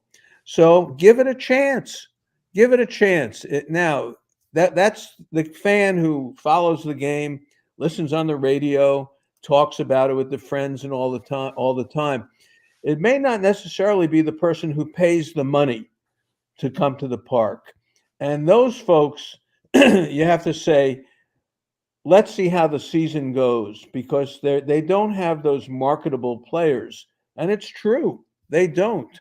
So it's going to take some surprises. It's going to take a Kyle Harrison. It may take a trade. It may take something. But to the casual fan who loves baseball, I say, hey, we got it back. We've got it now. We're going to talk about it from February until October. We've got it. So let's enjoy it. And I think that's what Murph was saying. Let's enjoy the game. But to the guy who pays the money, I think the Giants have a challenge to get that guy back. I really do. I would say the same thing that I would say to my kid, which is, hey, you know what? It's not your birthright to win. There's a reason that they have parades that are very, very expensive when they do win, because it's that unique. And like all things in life, it's cyclical. You know what I mean? It's if they look like they're in the down cycles don't last as long as you think. And on the flip side, when you're on top, that doesn't last as long as you think. So, just try to appreciate it and enjoy the game. Drive some joy. I love talking about the game. That's what I love. Yeah, we talk about it every day. We talk about it 24/7 now for the next 6 or 7 months. And it's a companion for a lot of people. I think if you really love the game, unconditional friend. It's there. It doesn't demand anything from you, and it's there for you every single day. That's what baseball is. Go ahead. I'm sorry. Yeah, I think like you hit it, Marty. Love the game. When you go out to the game, when I go out to a game, I mean, fine, they're putting in a pitch clock to speed things up. I want more action. I'm hoping that, the change in some of the rules will produce some more hitting, some more great fielding plays, diving in the hole and stuff. But, I'm not one of those guys but I grew up in the game years ago. A 3.5-hour game to me is nothing. I don't go to a game and sit down and go, man, I sure hope this one's quick. Hope they get this over in 2 hours. It's like, I don't care if I'm there 4 hours. I went out to the ball game to just enjoy the whole experience. And, if it goes, that's why I don't like the Manfred rule. If the game goes 14 innings, I got 5 free innings of baseball. They're not concerned about me and you and Larry. Right. They're concerned about Larry's kid. They're concerned about my grandson, Noah, who's going to be 17. They're concerned about your wife, who's 19. Dan, this is who they're concerned about. It's not us.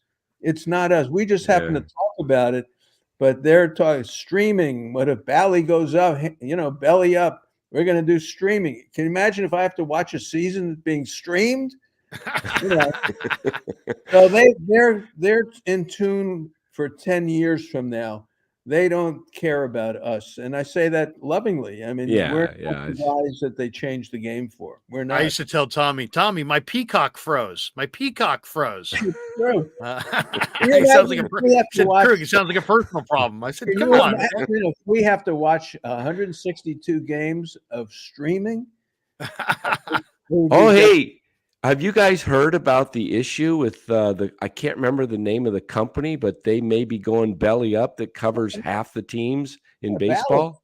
Bally. Is it Bally Sports? Yeah, Well, Sinclair. that affects us down here for the Diamondbacks. Yep. Yeah, it does. Well, MLB's taking it over. And they're not going to stop the networks because they know they can't do that. But they're going to take it over, and they're going to get hit for some money in the short run because the teams aren't going to get the payments. But in the long run, they're now going to control the broadcast. Hey, thank you guys both for jumping in here. Two guys who are in Arizona. Did you guys not like the Super Bowl being there? Because my friends who live there said that they loved the fact that the Super Bowl was there, that it was great for Arizona, great for industry, great for money, business, everything. But he said it was just brutal, the traffic trying to get around the valley during the Super Bowl week. Did you guys notice that at all? Or was it? Oh, yeah, with the golf. Come on, the golf was golf. Yeah. Oh, the Phoenix Open. Yeah, the Waste Management Open was here, that thing. So that's probably the best golf tournament ever. Because of all the people. It's crazy. Come on. They turned it into ninth inning at Yankee Stadium. Yeah. It's bizarre. It's great. Drinking. It's like a big old party. Yeah. It's why Tiger doesn't come because it's too rowdy.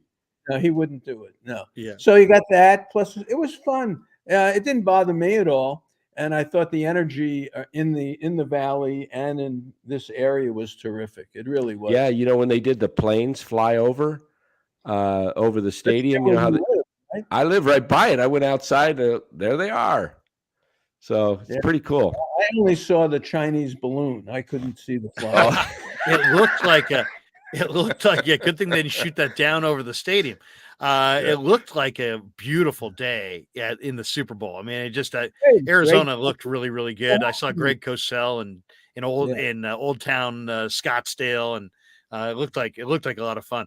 Marty, we're going to let you go, man. Have a great 2023. We'll be listening to you on the weekends. For so many people, the one thing about the Bay Area, we get this. It's a great summer. In the spring and summer, you get these awesome staycations where you can go 100 miles this way, 100 miles that way, the beach, the mountains, whatever. People go do their thing. And, they wind up listening a lot to you, Marty. So, enjoy another great season. We wish you nothing but great health and great success. And hopefully we'll get a chance throughout the baseball season to pick your brain. And I'm just what I'm really hoping for is I'm hoping that the Giants, despite the tough schedule in April, get off to a good start. If they could get off to a good start, then you might be able to make a move. You might be able to promote a prospect. You might be able to, surf this thing until June and July.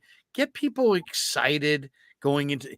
I just don't want to see him go 7-22 out of the chute, and it's just like, oh boy, that's kind of what I'm. That's what I'm. The first month for me, the first couple of months for me is not necessarily the record, unless it's something crazy, dramatic, but it's how you win and lose.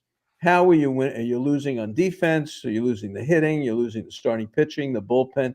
It's how you win and lose the game, because it's still early, but you got to figure out who you are, and that's the first couple of months for me. Here's one you might look for if Lamont Wade gets off to a slow start. Look for Jock Peterson to possibly take some games at first base and move Conforto to DH, and maybe brings a spot up for Gonzalez in the outfield or something. And because Wade's got to hit to stay in this lineup. Well, I think it might go the other way. I think there's a chance that Casey Schmidt is ready sooner than we think, and that VR moves from that side to the other side. Well, that's not happening until July. I mean, Yeah, that's possible. But that's July I'm hoping stuff. Casey Schmidt has a Yeah. bust out Yeah, because he we might hope be the so. guy. He might Look, be the guy. I hope so. Yeah. This is what baseball's all about. Why can't the Giants have guys come from the farm system and make an impact? Every other team in the world Yeah. has it. I One know. guy, do it. all it's going to take to get the fans kind of excited is one unforeseen Exactly. homegrown player or two. Exactly. Kyle Harrison, Von Brown, Casey Schmidt, Kyle Harrison, Will Bednar, Casey Schmidt, Somebody Joey Bart, with an whatever. upside. We want an upside. We don't Right. want to say, gee, if everything goes well, then maybe they'll do something. We want someone with an unknown upside. We want him to be the next Willie McCovey, the next Chris Spire, the next Brandon Crawford, the next Brandon Bell. Hope. We're It's about hope. desperate. Exactly. And that's Well, let me ask you this, Marty, before you leave. I missed you guys talking a little bit earlier about Von Brown. Do you see him starting at AA or AAA? AA. So if he's an A-ball player right now, Yeah. he's got to go to the biggest jump in this whole thing is A to AA. Yep. Okay. That's the biggest jump. Because So guys, he hits guys well dominate there. in A ball and then just evaporate in AA. So If he does well at AA that league's a and tough.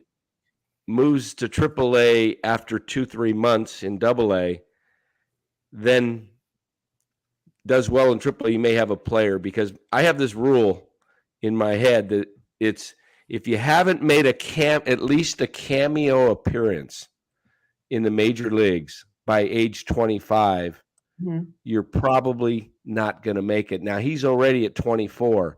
Right. So if he's not ready at 25, it's just kind of like, Yastrzemski wasn't, he made it late. There are others, but not too many. Not too many. Mike Easler. Well, he lost time in the COVID years, in college and all that. But let me tell you, he's one of the guys I want to see in spring training. He's going to be my Randy Elliott. Let's see what the guy can do here. You know what he sounds like? He sounds like a Dan Gladden. Yeah. Sounds like a Dan. Remember Danny Gladden coming out of the Giants He's farm fast. system. He's powerful. There's always someone that shows up. Remember the first baseman a couple of years ago from the Marlins who played first, and then he lasted a month and then he was gone. There's always someone in spring training who goes, "Wow," and that's why we love spring training. So it'll be fun. I'm working with the Hotel Via this year, so that's a new sponsor for me. Nice. Where are they? Yeah, right across the street from the ballpark. Do you recommend them? I'll be down there. I'm looking for accommodations. I might have to call them up. Please do. You're talking about the ballpark in Scottsdale or Oracle? He's talking San Francisco. Oh, Oracle. Yeah. Oh, it's in San Francisco. Yeah. Where is it? Right across the ballpark. Oh, nice. It's in the little alley right across. Is that where you're going to be staying when you're in town? Sometimes, yeah. Oh, nice. Yeah. That'll be a nice little short walk. No, I need it. It's beautiful. You go from there to the park, you watch the game and go back. That's perfect for me. But it's a great hotel. I love it. It's high tech, clean, and people are wonderful. And I literally walk out the front door and into the ballpark. Oh, that's nice. That's like Toronto's deal. This is, if you're coming to a game and you want to stay in a hotel, you stay in this place. Fish and Chips is Mr. Lurie. Wow, Mr. Lurie. Jeez. Mr. Lurie. That's what they used to call the owner. Like Bob Lurie here. Mr. Lurie, please come back soon. You're the best from Fish and Chips. Fish and Chips. There you go. Well, Larry and I have been doing this Larry made my career and got me going when I was playing. No, you did. Come on. When you did the nighttime show, you were very generous to me. And it's something I always respect what you do, even though I discovered Joaquin Arias. I did before you did. You've always tried to take credit for that. I found Gorkis Hernandez. Gorkis. Gorkis. And we fought over Andres Torres, I believe, once. No, you wanted Joaquin. I told you Joaquin Arias, and you claimed you discovered him. Wait a second. I'm getting a text here from Matt Cain. He says he's voting for Joaquin Arias as well. Didn't he save Cain's perfect game with that great play at third? At third base, yes. I was telling his ass. I know. Seriously. I went, oh! And really? Threw him out. What was he doing? I know. We don't play third. Yeah, like that was But wild. meanwhile, apparently Correa did pass the physical. Yeah, that's what I was told today, and that is Kai Correa. So, There. Great. Oh, great. so they, Good. Good to broken know. they Yeah. broken the Correa losing streak. Kai Yeah. Correa is healthy and ready to go. Marty, you're the Wow. best, man. We'll talk to you soon. Okay, be well. I'll see you. I'll see you From a distance. from a From a distance. distance. Yes. I'm COVID free. Yeah, well, you he's say not that. taking your word for it. Right. I'll see you. I'll wave to you, Danny. Don't All worry. right, Marty. All right. Good to see you. There you go. The great Martie Lurie. He is fantastic. And I misspoke about Toronto. This fences. I said 367 or something. It's 369. I said they brought it down to 357 in right center. 357. Larry, can you imagine a ball in the right center field gap at 357? Belt's, if he's healthy, He's going to pop that out of there. he's going to hit 30 home runs finally. He hit 29 and 21 in 12 or 97 games, I think he played. Yeah, 97 games.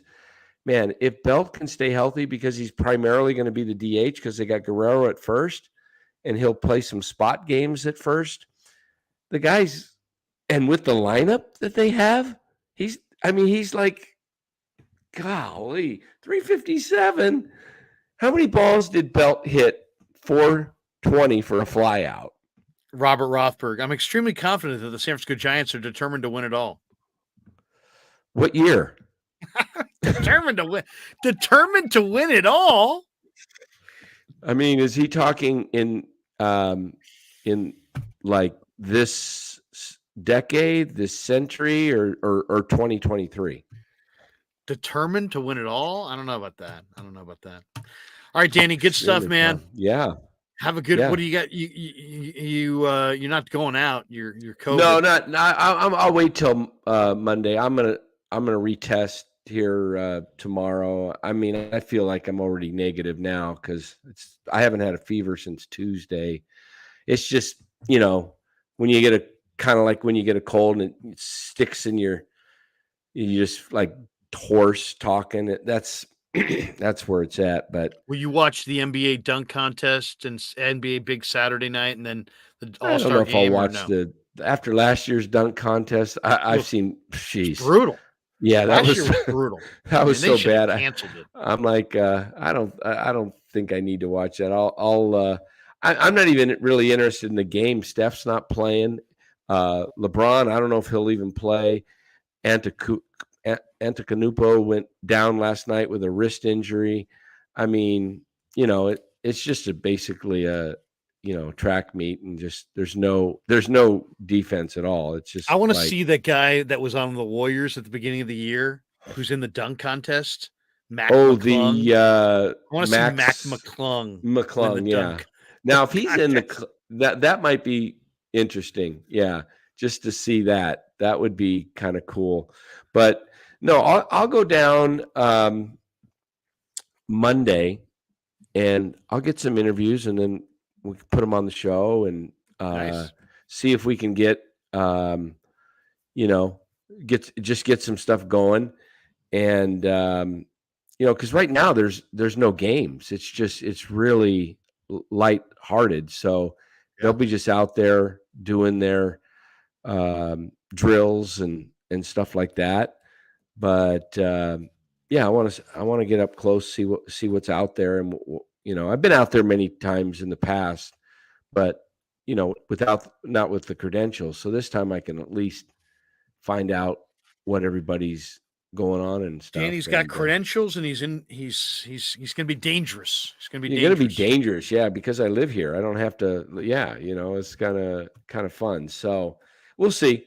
We'll see how it goes. I'm kind of spring training is always a fun time of year because the smell of the grass and everything, and the crack of the bat and the ball popping. And everybody's pretty casual down at spring training. The players are loose, the management, but I am going to be watching it with a little different eye this year. I want to see some of these young guys what they look like, and looking at the Giants as a whole, I've always looked at it from a kind of a fan's perspective. Like how now I'm looking at it more like, okay, I'm a fan, I'm a big fan, but I'm going to step back and look at it, judge it a little differently. And I do think this team is. Have they improved over last year? In areas, in other areas, I'm not so sure. And my biggest concern is They every lost year. Belt. They didn't replace Belt Yeah, or yeah. Rodon, really. My biggest concern is the corners.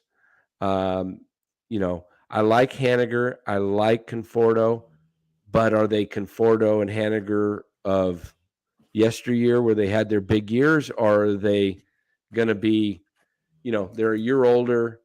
Conforto hasn't missed a whole year. What's he going to be like? Is he going to be popping that ball like he was? It's time. Hey, it's time to put up or shut up.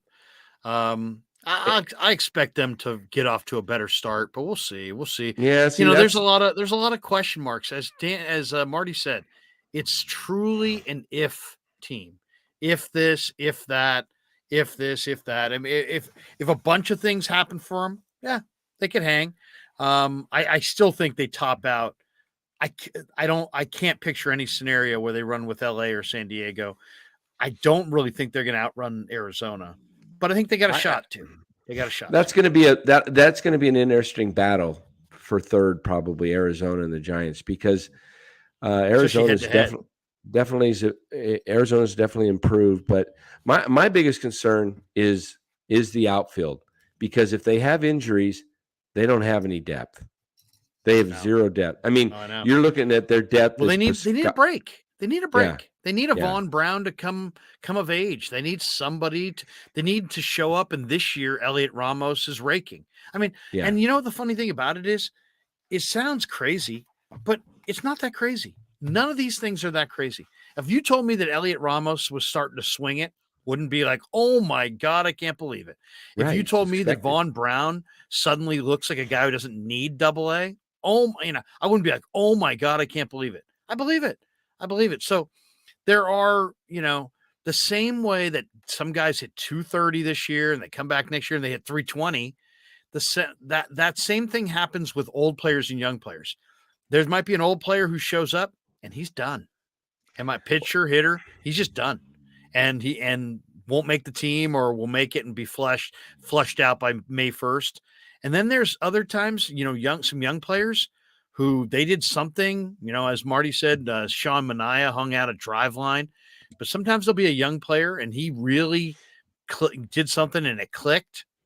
And that guy's ready to step up into a major role. So that's kind of the fun part about baseball, is that you don't really know. Where the other sports, you got a pretty good handle what Niners will be improved, what Warriors will be improved. In baseball, it's random. There could be a guy who had a great year this year who could not be very good next year, or the opposite, So, it didn't used to be that way as much. You used to look at the back of the card of what Willie Mays did, and it was like pretty darn consistent every year. I mean, the greatest ones are really consistent. Yeah. But you know what I'm saying? It's like there are guys who hit, 220, and then all of a sudden they come back the next year and they hit 285, and you're like, what those guys happened? This year, those guys' averages got to raise 20, 25 points at the bottom with the shift gone. I mean, you would just have to think and just logic that those balls are going to be hits, some of those balls. But the biggest concern I have with the Giants when I look at the season starting, okay, your opening day, you're facing Garrett Cole. Okay, next you get Carlos Rodon. I mean, and then I don't know. It's a gauntlet of talent. Yeah. That's really impressive. Are they walking out of the Yankees? Are they limping into Chicago with their, 0-3? And then they go to Chicago and they face Giolito in the third game because it's game 6 and he's back around the rotation, and they lose 2-3 to Chicago, and they limp home and they're 1-5, and they come to Kansas City, and you face either Brady Singer or somebody else, and they somehow Kansas City wins 2-3, and now you're sitting at 2-2 2-8 and you're facing the Dodgers. Looking at Yeah. that's the part that concerns me because The Giants need. Let's be honest. The Giants need the division to a little bit come back to them.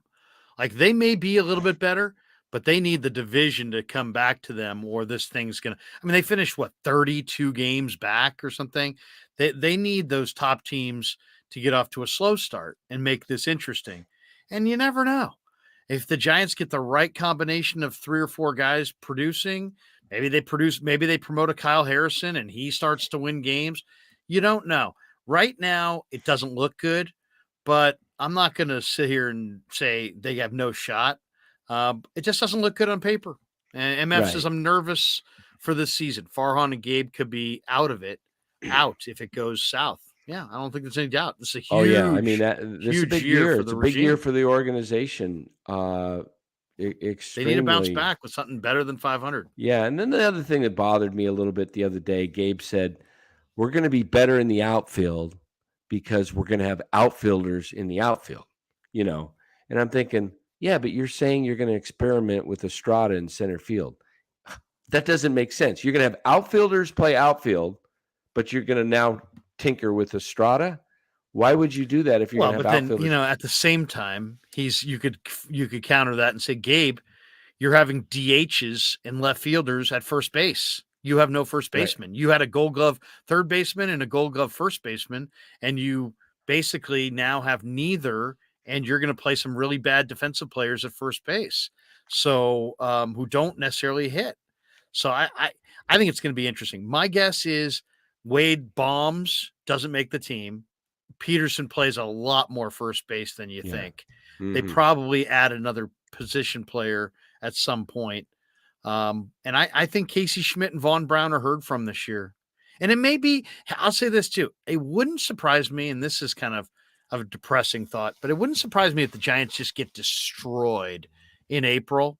And then middle of May, they kind of pivot to like a younger approach and then have some real positives to their season because of the Vaughn Browns, Joey Barts, some of the young players that they do have getting closer to the big leagues. I wouldn't be surprised if they just get destroyed early, but then they kind of pivot to kind of a younger game plan middle of the year, and then they find half dozen players that they can, kind of lean on in 2024. That if you say, Yeah. how do you think it's going to go? If I had to predict it, I'd predict that.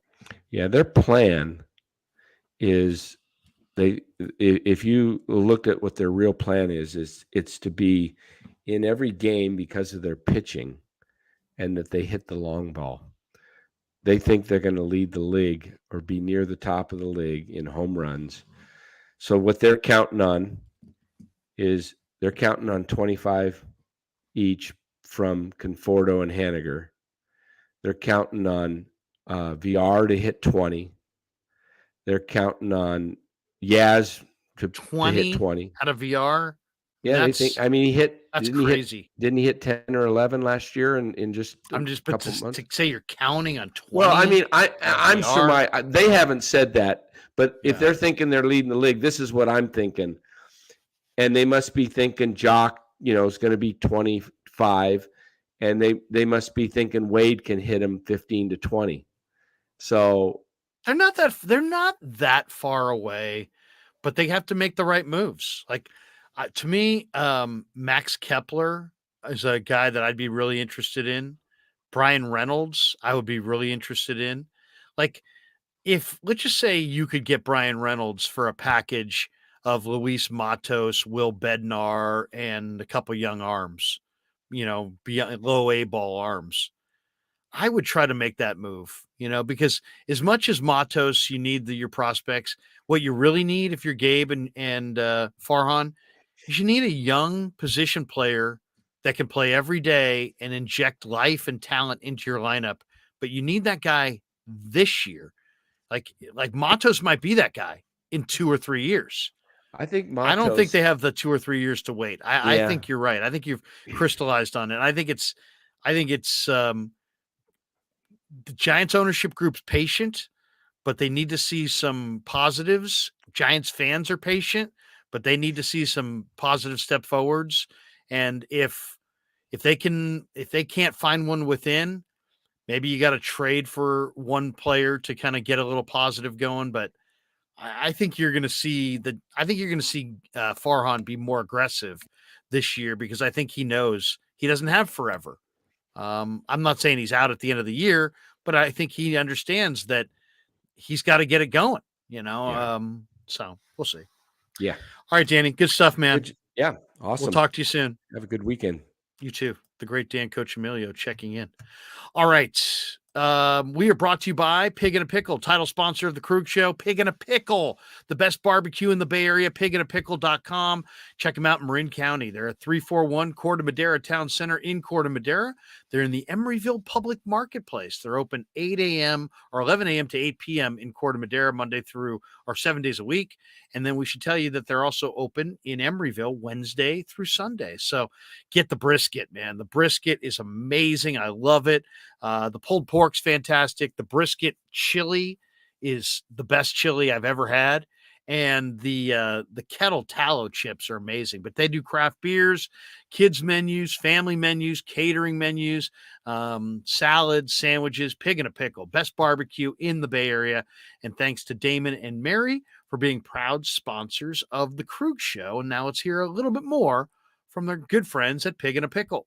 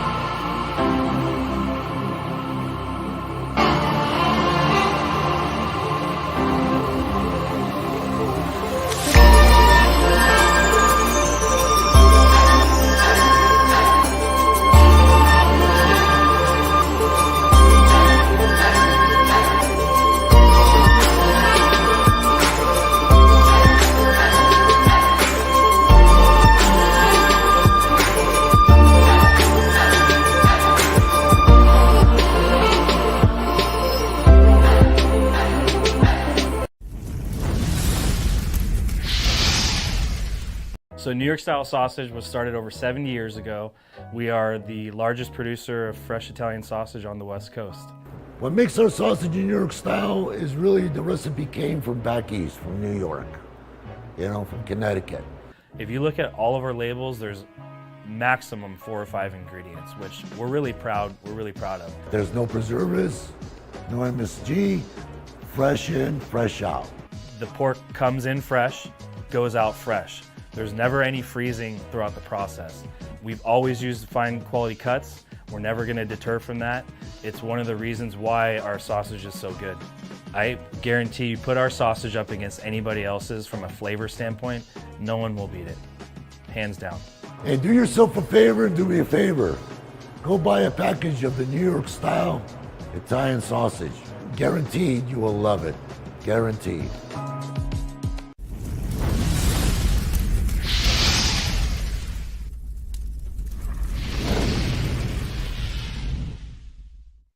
All right, coming down the home stretch on the Krug Show, and thanks to everybody who has joined us today. Skywalker says, Kapler has to show me what he's got this year. If not, he needs to go. Big year for Cap. Big year for Cap, for sure. Johnny says, ordering some sausages now. Hell yeah. There you go. Jenny Vega, love how I'm not the only vegan. He. Mitchell and Ness, okay, Ben, it's just a fact. Catcher's knees and legs are shot. And then Ben says, I wouldn't blame Kapler for this year more than Zaidi. It's all Zaidi. Hey, come on, man. They're hand in hand. They're a tandem. Nick, can't believe Marty wasn't surprised to see Boch back. Marty's got sources, man. Marty's got sources. He doesn't get easily surprised. He's not like you or I. Okay, thanks to everybody. Thanks to our sponsors. Thanks to all of you. We have 14,145 total subscribers. If you've yet to subscribe, please do. Hit like. That helps the algorithm. Hit subscribe. And, of course, that will give you an alert every single time we go live. So if you're yet to subscribe to the Krug Show, please do. All right, hope you have a phenomenal Friday night. Until next time, we're out on the Krug Show. Yeah, never met a man I've been scared of. Careful, you gon' get exactly what you asked for. Careful, whatever you bring me, getting handled. I answer to no one, I don't need to hassle. Yeah, we ain't never fall back.